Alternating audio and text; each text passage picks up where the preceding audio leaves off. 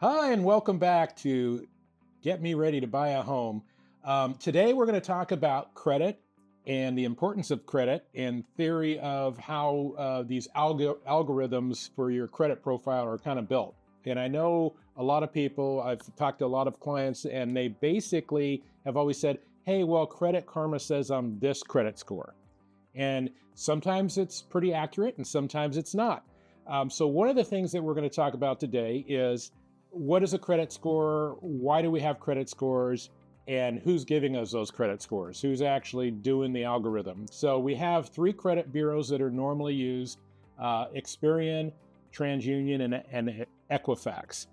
These are the three credit monitoring bureaus. They basically collect information and then they put an algorithm together and will give you a score. Now, the algorithms are going to be different for each one of these bureaus, and they're also going to be different depending on if it's a credit card, which we call a retail score, or a car purchase score, or a mortgage score. So each one of these buckets of different credit analysis are done differently because, quite honestly, a mortgage is more of a long-term thing. So they're going to look at installment loans and revolving credit a little bit differently than if you were to go out and get a car loan. Does that make sense?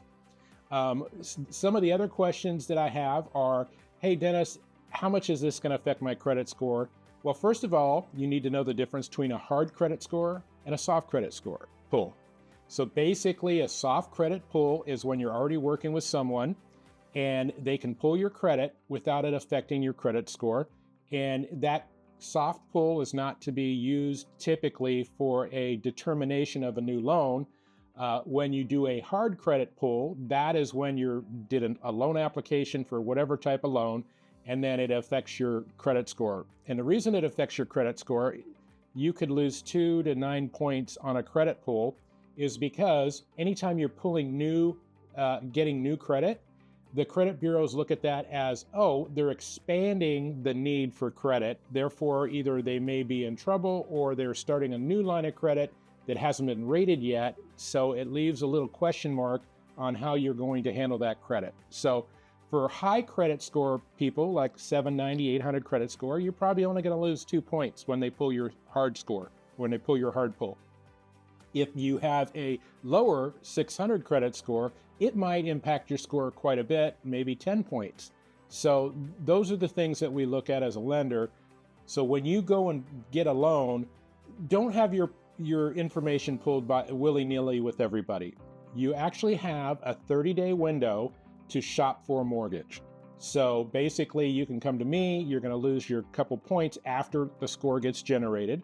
And then if you go to somebody else within 30 days for a mortgage pull, the score is not going to be indicative of another losing those points for that mortgage pull. What you will have, you've got the 30 days. So I hope that helps understand that. So just know that credit scores are organic. And what I mean by that is when a creditor reports a payment, an on-time payment, say it's on the 1st of every month, and you make your payment on the 1st of every month, your score on the 2nd is going to have new data. And it's fresh new data, so they can score, and it's usually the highest it's going to be for that month. And then as the month goes by and there's less activity and nobody's reporting anything, by the 30th, there's no data and all the data is 30 days old, your credit score drifts down a little bit. So you make that payment, it goes right back up.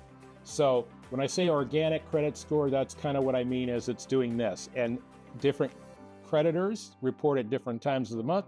So as you can imagine, it's all over the place, right? But generally speaking, when new information is entered in, positive or negative, it's going to impact your credit score. So let's talk about the timing of what's most relevant with a credit score. So the most current 6 months window that you're in is the most relevant because that's what's happening in today. This is how you're managing your credit today. Then it goes out to 12 months, and then the next tier would be 18 months, and then the next tier is 24 months of history. So all those are very relevant, but the 6 month right now is what's really relevant. Anything after 24 months isn't as relevant and isn't weighed as heavily in your credit algorithm.